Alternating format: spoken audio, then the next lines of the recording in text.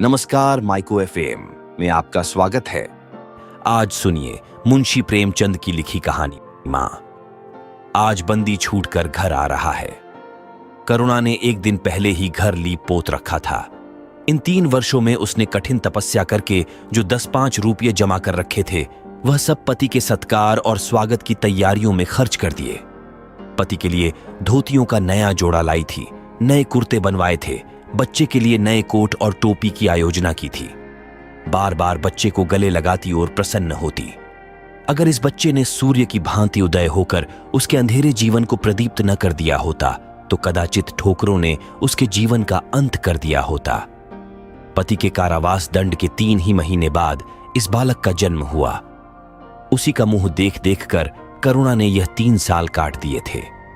वह सोचती, जब मैं बालक को उनके सामने ले जाऊंगी तो वह कितने प्रसन्न होंगे। उसे देखकर पहले तो चकित हो जाएंगे, फिर गोद में उठा लेंगे और कहेंगे, करुणा, तुमने यह रत्न देकर मुझे निहाल कर दिया। कैद के सारे कष्ट बालक की तोतली बातों में भूल जाएंगे। उनकी एक सरल, पवित्र, मोहक दृष्टि हृदय की सारी व्यवस्थाओं को धो डालेगी। इस कल्पना का आनंद लेकर वह फूली न समाती थी। वह सोच रही थी, आदित्य के साथ बहुत से आदमी होंगे। जिस समय वह द्वार पर पहुंचेगे, जय जयकार की ध्वनि से आकाश गूंज उठेगा। वह कितना स्वर्गीय दृश्य होगा। उन आदमियों के बैठने के लिए करुणा ने एक फटा सा टाट बिछा दिया था, कुछ पान बना दिए थे और बार बार आशामय नेत्रों से द्वार की ओर ताकती थी। पति की वह सुदृढ़, उदार, तेजपूर्ण मुद्रा बार बार आंखों में फिर जाती थी। उनकी वे बातें बार बार याद आती थीं जो चलते समय उनके मुख से निकलती थी।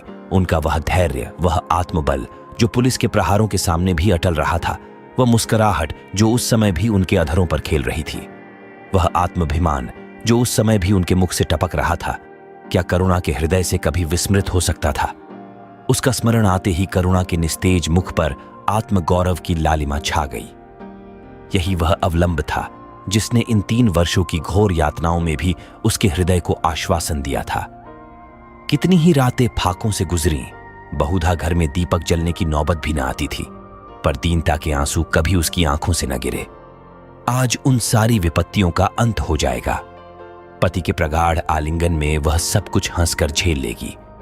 वह अनंत निधि पाकर फिर उसे कोई अभिलाषा न रहेगी। गगनपथ का चिरगामी लपका हुआ विश्राम की ओर चला जाता था, जहां संध्या ने सुनहरा फर्श सजाया था और उज्ज्वल पुष्पों की सेज बिछा रखी थी।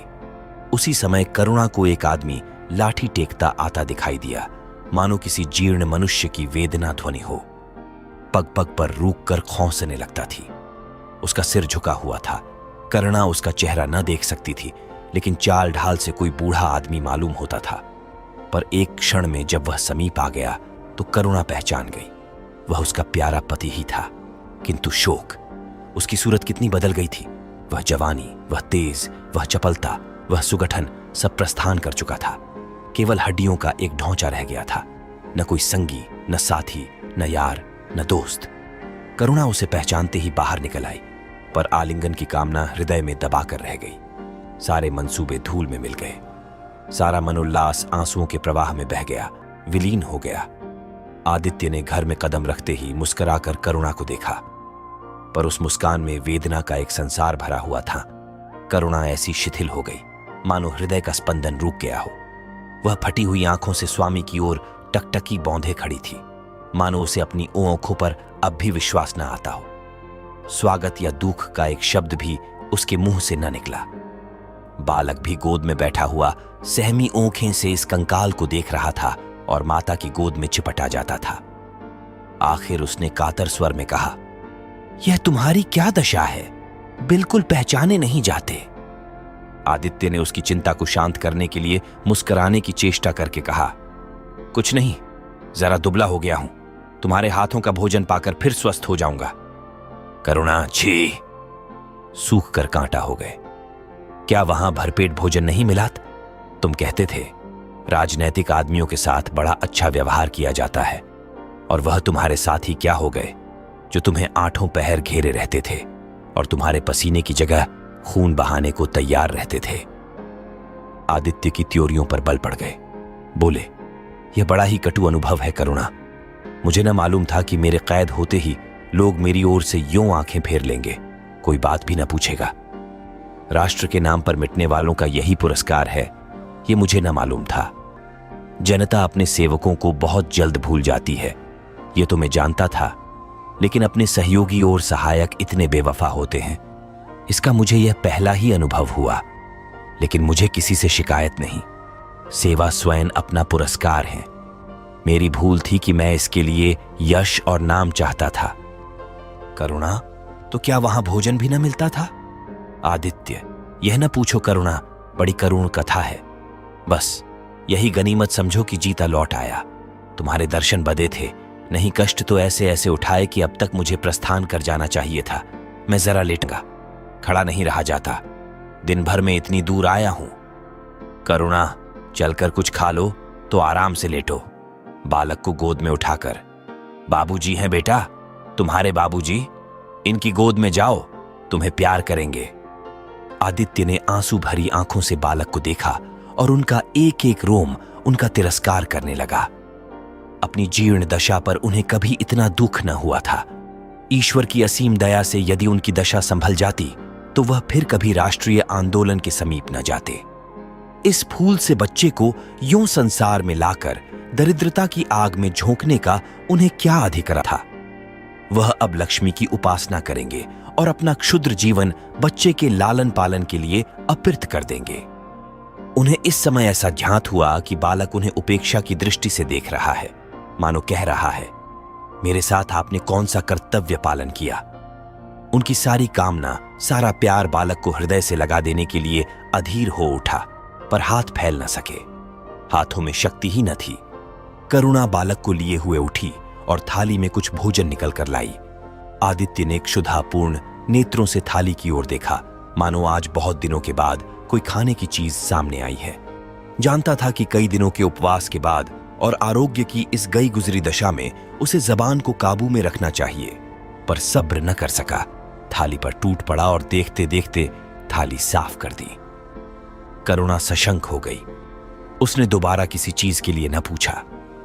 थाली उठाकर चली गई, पर उसका दिल कह रहा था, इतना तो कभी न खाते थे। करुणा बच्चे को कुछ खिला रही थी कि एकाएक कानों में आवाज आई, करुणा। करुणा ने आकर पूछा, क्या तुमने मुझे पुकारा है? आदित्य का चेहरा पीला पड़ गया था और सांस जोर जोर से चल रही थी। हाथों के सहारे वहीं टाट पर लेट गए थे। करुणा उनकी यह हालत देखकर घबरा गई। बोली, जाकर किसी वैद्य को बुला लाऊं? आदित्य ने हाथ के इशारे से उसे मना करके कहा, व्यर्थ है करुणा, अब तुमसे छिपाना व्यर्थ है। मुझे तपेदिक हो गया है, कई बार मरते मरते बच गया हूं। तुम लोगों के दर्शन बदे थे, इसलिए प्राण न निकलते थे। देखो प्रिय, रो मत। करुणा ने सिसकियों को दबाते हुए कहा, मैं वैद्य को लेकर अभी आती हूं। आदित्य ने फिर सिर हिलाया, नहीं करुणा, केवल मेरे पास बैठी रहो, अब किसी से कोई आशा नहीं है। डॉक्टरों ने जवाब दे दिया है। मुझे तो यह आश्चर्य है कि यहां पहुंच कैसे गया। न जाने कौन दैवी शक्ति मुझे वहां से खींच लाई। कदाचित ये इस बुझते हुए दीपक की अंतिम झलक थी। मैंने तुम्हारे साथ बड़ा अन्याय किया, इसका मुझे हमेशा दुख रहेगा। मैं तुम्हें कोई आराम न दे सका, तुम्हारे लिए कुछ न कर सका, केवल सुहाग का दाग लगाकर और एक बालक के पालन का भार छोड़कर चला जा रहा हूं। करुणा ने हृदय को दृढ़ करके कहा, तुम्हें कहीं दर्द तो नहीं है? आग बना लाऊं? कुछ बताते क्यों नहीं? आदित्य ने करवट बदलकर कहा, कुछ करने की जरूरत नहीं प्रिय, कहीं दर्द नहीं। बस ऐसा मालूम हो रहा है कि दिल बैठा जाता है, जैसे पानी में डूबा जाता हूं। जीवन की लीला समाप्त हो रही है। दीपक को बुझते हुए देख रहा हूं, कह नहीं सकता कब आवाज बंद हो जाए। जो कुछ कहना है वह कह डालना चाहता हूं, क्यों वह लालसा ले जाऊं? मेरे एक प्रश्न का जवाब दोगी? पूछूं? करुणा के मन की सारी दुर्बलता, सारा शोक, सारी वेदना मानो लुप्त हो गई और उनकी जगह उस आत्मबल का उदय हुआ जो मृत्यु पर हंसता है और विपत्ति के सांपों से खेलता है। रत्न जटित मखमली म्यान में जैसे तेज तलवार छिपी रहती है, जल के कोमल प्रवाह में जैसे असीम शक्ति छिपी रहती है, वैसे ही रमणी का कोमल हृदय साहस और धैर्य को अपनी गोद में छिपाए रहता है। क्रोध जैसे तलवार को बाहर खींच लेता है, विज्ञान जैसे जल शक्ति का उद्घाटन कर लेता है, वैसे ही प्रेम रमणी के साहस और धैर्य को प्रदीप्त कर देता है। करुणा ने पति के सिर पर हाथ रखते हुए कहा, पूछते क्यों नहीं प्यारे? आदित्य ने करुणा के हाथों के कोमल स्पर्श का अनुभव करते हुए कहा, तुम्हारे विचार में मेरा जीवन कैसा था? बधाई के योग्य। देखो, तुमने मुझसे कभी पर्दा नहीं रखा। इस समय भी स्पष्ट कहना, तुम्हारे विचार में मुझे अपने जीवन पर हंसना चाहिए या रोना चाहिए ना? करुणा ने उल्लास के साथ कहा, यह प्रश्न क्यों करते हो प्रियतम? क्या मैंने तुम्हारी उपेक्षा कभी की है? तुम्हारा जीवन देवताओं का साजीवन था, निस्वार्थ, निर्लिप्त और आदर्श। विघ्न बाधाओं से तंग आकर मैंने तुम्हें कितनी ही बार संसार की ओर खींचने की चेष्टा की है, पर उस समय भी मैं मन में जानती थी कि मैं तुम्हें ऊंचे आसन से गिरा रही हूं। अगर तुम माया मोह में फंसे होते तो कदाचित मेरे मन को अधिक संतोष होता, लेकिन मेरी आत्मा को वह गर्व और उल्लास न होता जो इस समय हो रहा है। मैं अगर किसी को बड़े से बड़ा आशीर्वाद दे सकती हूं तो वह यही होगा कि उसका जीवन तुम्हारे जैसा हो।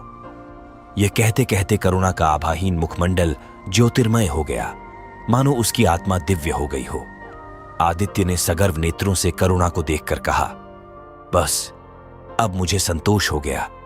करुणा, इस बच्चे की ओर से मुझे कोई शंका नहीं है। मैं उसे इससे अधिक कुशल हाथों में नहीं छोड़ सकता। मुझे विश्वास है कि जीवन भर यह ऊंचा और पवित्र आदर्श सदैव तुम्हारे सामने रहेगा। अब मैं मरने को तैयार हूं। 7 वर्ष बीत गए। बालक प्रकाश अब 10 साल का रूपवान, बलिष्ठ, प्रसन्न मुख कुमार था, बल का तेज, साहसी और मनस्वी। भय तो उसे छू भी नहीं गया था। करुणा का संतप्त हृदय उसे देखकर शीतल हो जाता। संसार करुणा को अभागिनी और दीन समझे। वह कभी भाग्य का रोना नहीं रोती। उसने उन आभूषणों को बेच डाला जो पति के जीवन में उसे प्राणों से प्रिय थे, और उस धन से कुछ गायें और भैंसें मोल ले ली। वह कृषक की बेटी थी और गोपालन उसके लिए कोई नया व्यवसाय न था। इसी को उसने अपनी जीविका का साधन बनाया। विशुद्ध दूध कहां मयस्सर होता है, सब दूध हाथों हाथ बिक जाता। करुणा को पहर रात से पहर रात तक काम में लगा रहना पड़ता, पर वह प्रसन्न थी। उसके मुख पर निराशा या दीनता की छाया नहीं, संकल्प और साहस का तेज है। उसके एक एक अंग से आत्मगौरव की ज्योति सी निकल रही है। आंखों में एक दिव्य प्रकाश है, गंभीर, अथाह और असीम।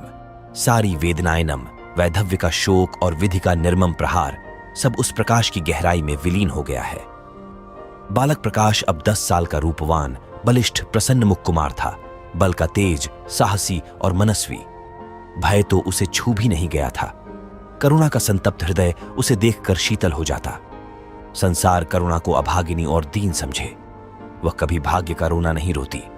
उसने उन आभूषणों को बेच डाला जो पति के जीवन में उसे प्राणों से प्रिय थे, और उस धन से कुछ गायें और भैंसें मोल ले ली। वह कृषक की बेटी थी और गोपालन उसके लिए कोई नया व्यवसाय न था। इसी को उसने अपनी जीविका का साधन बनाया। विशुद्ध दूध कहां मयस्सर होता है, सब दूध हाथों हाथ बिक जाता। करुणा को पहर रात से पहर रात तक काम में लगा रहना पड़ता, पर वह प्रसन्न थी। उसके मुख पर निराशा या दीनता की छाया नहीं, संकल्प और साहस का तेज है। उसके एक एक अंग से आत्मगौरव की ज्योति सी निकल रही है।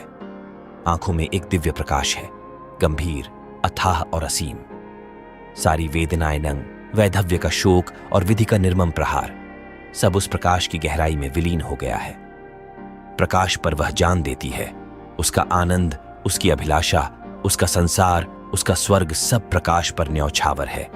पर यह मजाल नहीं कि प्रकाश कोई शरारत करे और करुणा आंखें बंद कर ले। नहीं, वह उसके चरित्र की बड़ी कठोरता से देखभाल करती है। वह प्रकाश की मां नहीं, मां बाप दोनों है। उसके पुत्र स्नेह में माता की ममता के साथ पिता की कठोरता भी मिली हुई है। पति के अंतिम शब्द अभी तक उसके कानों में गूंज रहे हैं। वह आत्मोल्लास जो उनके चेहरे पर झलकने लगा था, वह गर्वमय लाली जो उनकी आंखों में छा गई थी, अभी तक उसकी आंखों में फिर रही है। निरंतर पति चिंतन ने आदित्य को उसकी आंखों में प्रत्यक्ष कर दिया है।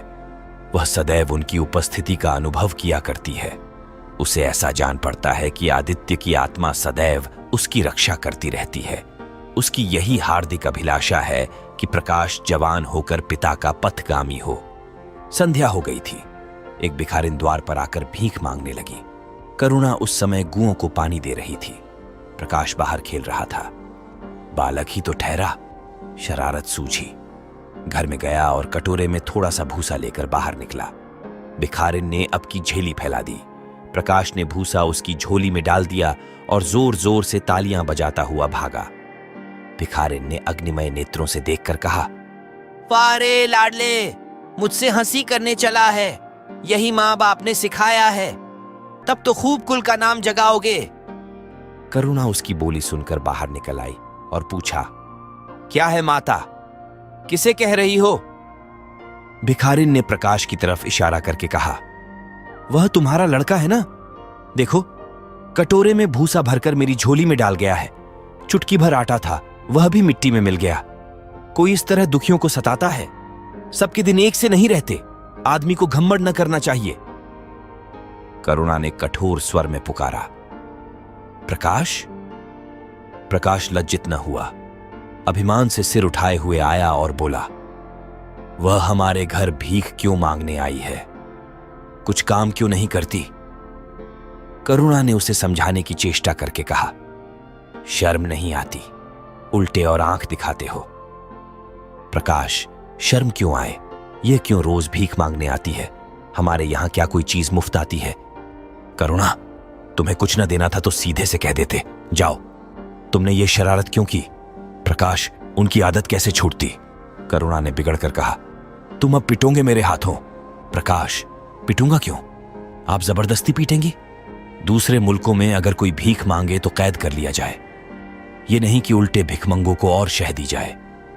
करुणा, जो अपंग है वह कैसे काम करे? प्रकाश, तो जाकर डूब मरे, जिंदा क्यों रहती है?" करुणा निरुत्तर हो गई। बुढ़िया को तो उसने आटा दाल देकर विदा किया, किंतु प्रकाश का कुतर्क उसके हृदय में फोड़े के समान टीसता रहा। उसने यह दृष्टता, यह अभिनय कहां सीखी? रात को भी उसे बार बार यही ख्याल सताता रहा। आधी रात के समीप एकाएक प्रकाश की नींद टूटी। लालटेन जल रही है और करुणा बैठी रो रही है। उठ बैठा और बोला, "अम्मा, अभी तुम सोई नहीं?" करुणा ने मुंह फेर कर कहा, "नींद नहीं आई। तुम कैसे जग गए? प्यास तो नहीं लगी है?" प्रकाश, "नहीं अम्मा, न जाने क्यों आंख खुल गई। मुझसे आज बड़ा अपराध हुआ अम्मा।"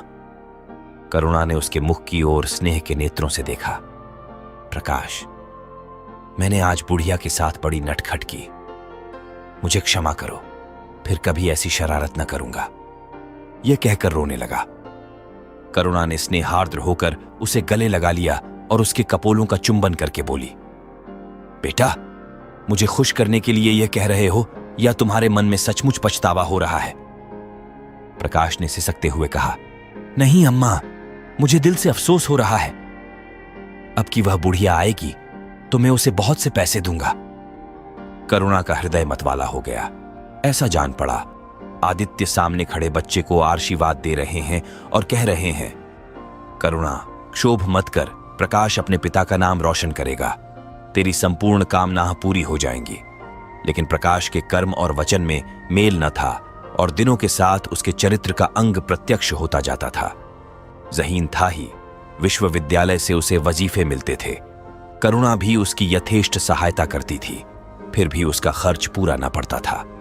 वह मितव्ययता और सरल जीवन पर विद्वत्ता से भरे हुए व्याख्यान दे सकता था, पर उसका रहन सहन फैशन के अंधभक्तों से जौ भर घट करना था। प्रदर्शन की धुन उसे हमेशा सवार रहती थी। उसके मन और बुद्धि में निरंतर द्वंद्व होता रहता था। मन जाति की ओर था, बुद्धि अपनी ओर। बुद्धि मन को दबाए रहती थी। उसके सामने मन की एक न चलती थी। जाति सेवा ऊसर की खेती है, वहां बड़े से बड़ा उपहार जो मिल सकता है वह है गौरव और यश, पर वह भी स्थायी नहीं, इतना अस्थिर कि क्षण में जीवन भर की कमाई पर पानी फिर सकता है। अतएव उसका अंतकरण अनिवार्य वेग के साथ विलासमय जीवन की ओर झुकता था, यहां तक कि धीरे धीरे उसे त्याग और निग्रह से घृणा होने लगी। वह दुर्वस्था और दरिद्रता को हेय समझता था। उसके हृदय न था, भाव न थे, केवल मस्तिष्क था। मस्तिष्क में दर्द कहां? वहां तो तर्क हैं, मंसूबे हैं। सिंध में बाढ़ आई, हजारों आदमी तबाह हो गए। विद्यालय ने वहां एक सेवा समिति भेजी। प्रकाश के मन में द्वंद्व होने लगा, जाऊं या न जाऊं। इतने दिनों अगर वह परीक्षा की तैयारी करे तो प्रथम श्रेणी में पास हो। चलते समय उसने बीमारी का बहाना कर दिया। करुणा ने लिखा, तुम सिंध न गए, इसका मुझे दुख है। तुम बीमार रहते हुए भी वहां जा सकते थे। समिति में चिकित्सक भी तो थे। प्रकाश ने पत्र का उत्तर न दिया। उड़ीसा में अकाल पड़ा। प्रजा मक्खियों की तरह मरने लगी। कांग्रेस ने पीड़ितों के लिए एक मिशन तैयार किया। उन्हीं दिनों विद्यालयों ने इतिहास के छात्रों को ऐतिहासिक खोज के लिए लंका भेजने का निश्चय किया। करुणा ने प्रकाश को लिखा, तुम उड़ीसा जाओ। किंतु प्रकाश लंका जाने को लालायित था। वह कई दिन इसी दुविधा में रहा। अंत को सीलोन ने उड़ीसा पर विजय पाई। करुणा ने अब की उसे कुछ न लिखा, चुपचाप रोती रही। सीलोन से लौटकर प्रकाश छुट्टियों में घर गया। करुणा उससे खींची खींची रही। प्रकाश मन में लज्जित हुआ और संकल्प किया कि अब की कोई अवसर आया तो अम्मा को अवश्य प्रसन्न करूंगा। ये निश्चय करके वह विद्यालय लौटा। लेकिन यहां आते ही फिर परीक्षा की फिक्र सवार हो गई। यहां तक कि परीक्षा के दिन आ गए, मगर इम्तिहान से फुर्सत पाकर भी प्रकाश घर न गया। विद्यालय के एक अध्यापक कश्मीर सैर करने जा रहे थे। प्रकाश उन्हीं के साथ कश्मीर चल खड़ा हुआ। जब परीक्षा फल निकला और प्रकाश प्रथम आया, तब उसे घर की याद आई। उसने तुरंत करुणा को पत्र लिखा और अपने आने की सूचना दी। माता को प्रसन्न करने के लिए उसने 2-4 शब्द जाति सेवा के विषय में भी लिखे। अब मैं आपकी आज्ञा का पालन करने को तैयार हूं। मैंने शिक्षा संबंधी कार्य करने का निश्चय किया है। इसी विचार से मैंने वह विशिष्ट स्थान प्राप्त किया है। हमारे नेता भी तो विद्यालयों के आचार्यों ही का सम्मान करते हैं। अभी वक्त इन उपाधियों के मोह से वे मुक्त नहीं हुए हैं। हमारे नेता भी योग्यता, सदुत्साह, लगन का उतना सम्मान नहीं करते जितना उपाधियों का।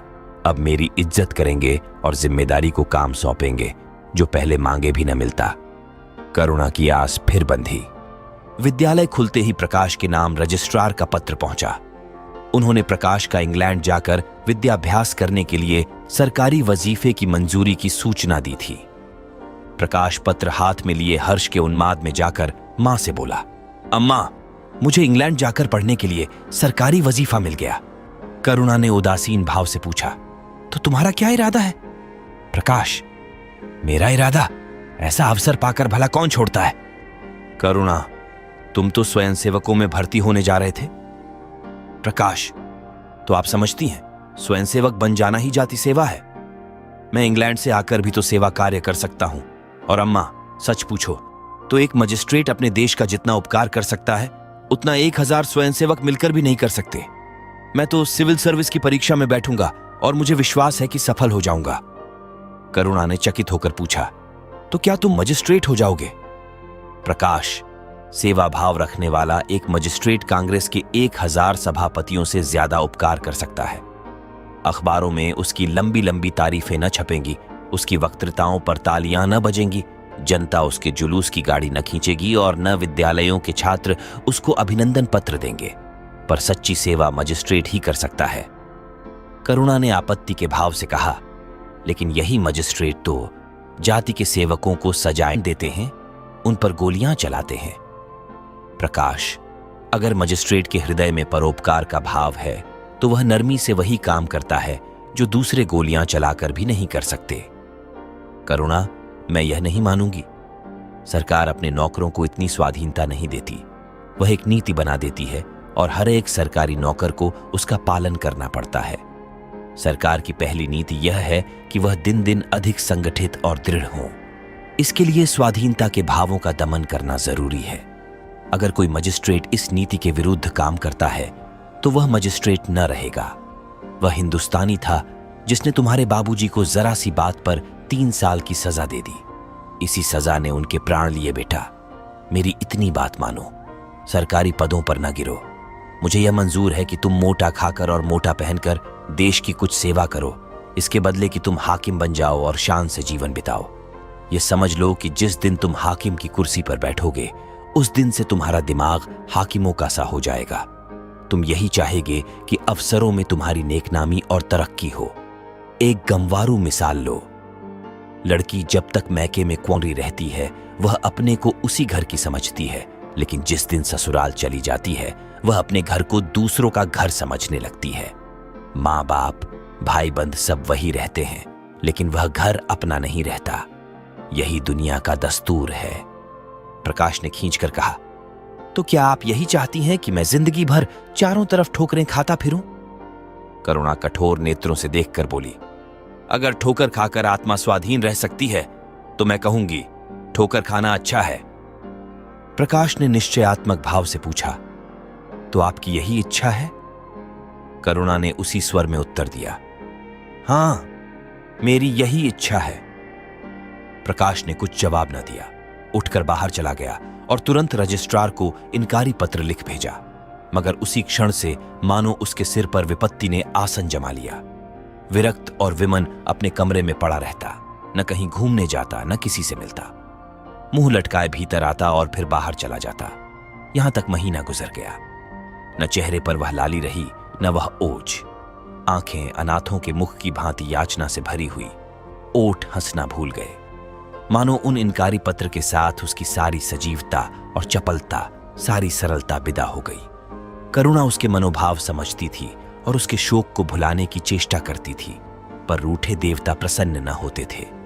आखिर एक दिन उसने प्रकाश से कहा, बेटा, अगर तुमने विलायत जाने की ठान ही ली है तो चले जाओ। मना न करूंगी। मुझे खेद है कि मैंने तुम्हें रोका। अगर मैं जानती कि तुम्हें इतना आघात पहुंचेगा तो कभी न रोकती। मैंने तो केवल इस विचार से रोका था कि तुम्हें जाति सेवा में मग्न देखकर तुम्हारे बाबूजी की आत्मा प्रसन्न होगी। उन्होंने चलते समय यही वसीयत की थी। प्रकाश ने रूखाई से जवाब दिया, अब क्या जाऊंगा, इनकारी खत लिख चुका। मेरे लिए कोई अब तक बैठा थोड़े ही होगा। कोई दूसरा लड़का चुन लिया होगा और फिर करना ही क्या है। जब आपकी मर्जी है कि गांव गांव की खाक छानता फिरूं तो वही सही। करुणा का गर्व चूर चूर हो गया। इस अनुमति से उसने बाधा का काम लेना चाहा था, पर सफल न हुई। बोली, अभी कोई न चुना गया होगा, लिख दो, मैं जाने को तैयार हूं। प्रकाश ने झुंझला कर कहा, अब कुछ नहीं हो सकता। लोग हंसी उड़ाए नंगे। मैंने तय कर लिया है कि जीवन को आपकी इच्छा के अनुकूल बनाऊंगा। करुणा, तुमने अगर शुद्ध मन से यह इरादा किया होता तो यूं न रहते। तुम मुझसे सत्याग्रह कर रहे हो। अगर मन को दबाकर मुझे अपनी राह का कांटा समझकर तुमने मेरी इच्छा पूरी भी की तो क्या? मैं तो जब जानती कि तुम्हारे मन में आप ही आप सेवा का भाव उत्पन्न होता। तुम आप ही रजिस्ट्रार साहब को पत्र लिख दो। प्रकाश, अब मैं नहीं लिख सकता। तो इसी शोक में तने बैठे रहोगे? लाचारी है। करुणा ने और कुछ न कहा। जरा देर में प्रकाश ने देखा कि वह कहीं जा रही है, मगर वह कुछ बोला नहीं। करुणा के लिए बाहर आना जाना कोई असाधारण बात न थी, लेकिन जब संध्या हो गई और करुणा न आई तो प्रकाश को चिंता होने लगी। अम्मा कहाँ गईं? यह प्रश्न बार बार उसके मन में उठने लगा। प्रकाश सारी रात द्वार पर बैठा रहा। भांति भांति की शंकाएं मन में उठने लगी। उसे अब याद आया, चलते समय करुणा कितनी उदास थी, उसकी आंखें कितनी लाल थीं। ये बातें प्रकाश को उस समय क्यों न नजर आई? वह क्यों स्वार्थ में अंधा हो गया था? हां, अब प्रकाश को याद आया। माता ने साफ सुथरे कपड़े पहने थे, उनके हाथ में छतरी भी थी। तो क्या वह कहीं बहुत दूर गई है? किससे पूछे? अनिष्ट के भय से प्रकाश रोने लगा। श्रावण की अंधेरी भयानक रात थी। आकाश में श्याम मेघमालाएं भीषण स्वप्न की भांति छाई हुई थीं। प्रकाश रह रहकार आकाश की ओर देखता था, मानो करुणा उन्हीं मेघमालाओं में छिपी बैठी है। उसने निश्चय किया, सवेरा होते ही मां को खोजने चलूंगा। और अगर किसी ने द्वार खटखटाया। प्रकाश ने दौड़कर खोल तो देखा करुणा खड़ी है। उसका मुखमंडल इतना खोया हुआ, इतना करुण था, जैसे आज ही उसका सुहाग उठ गया है, जैसे संसार में अब उसके लिए कुछ नहीं रहा, जैसे वह नदी के किनारे खड़ी अपनी लदी हुई नाव को डूबते देख रही है और कुछ कर नहीं सकती। प्रकाश ने अधीर होकर पूछा, अम्मा कहां चली गई थी? बहुत देर लगाई? करुणा ने भूमि की ओर ताकते हुए जवाब दिया, एक काम से गई थी, देर हो गई। ये कहते हुए उसने प्रकाश के सामने एक बंद लिफाफा फेंक दिया। प्रकाश ने उत्सुक होकर लिफाफा उठा लिया। ऊपर ही विद्यालय की मुहर थी। तुरंत ही लिफाफा खोलकर पढ़ा। हल्की सी लालिमा चेहरे पर दौड़ गई। पूछा, यह तुम्हें कहां मिल गया अम्मा? करुणा, तुम्हारे रजिस्ट्रार के पास से लाई हूं। क्या तुम वहां चली गई थी? और क्या करती? कल तो गाड़ी का समय न था, मोटर ले ली थी। प्रकाश एक क्षण तक मौन खड़ा रहा, फिर कुंठित स्वर में बोला, जब तुम्हारी इच्छा नहीं है तो मुझे क्यों भेज रही हो? करुणा ने विरक्त भाव से कहा, इसलिए कि तुम्हारी जाने की इच्छा है। तुम्हारा यह मलिन वेश नहीं देखा जाता। अपने जीवन के 20 वर्ष तुम्हारी हितकामना पर अर्पित कर दिए। अब तुम्हारी महत्वाकांक्षा की हत्या नहीं कर सकती। तुम्हारी यात्रा सफल हो, यही हमारी हार्दिक अभिलाषा है। करुणा का कंठ रूंध गया और कुछ न कह सकी। प्रकाश उसी दिन से यात्रा की तैयारियां करने लगा। करुणा के पास जो कुछ था वह सब खर्च हो गया। कुछ ऋण भी लेना पड़ा। नए सूट बने, सूटकेस लिए गए। प्रकाश अपनी धुन में मस्त था। कभी किसी चीज की फरमाइश लेकर आता, कभी किसी चीज का।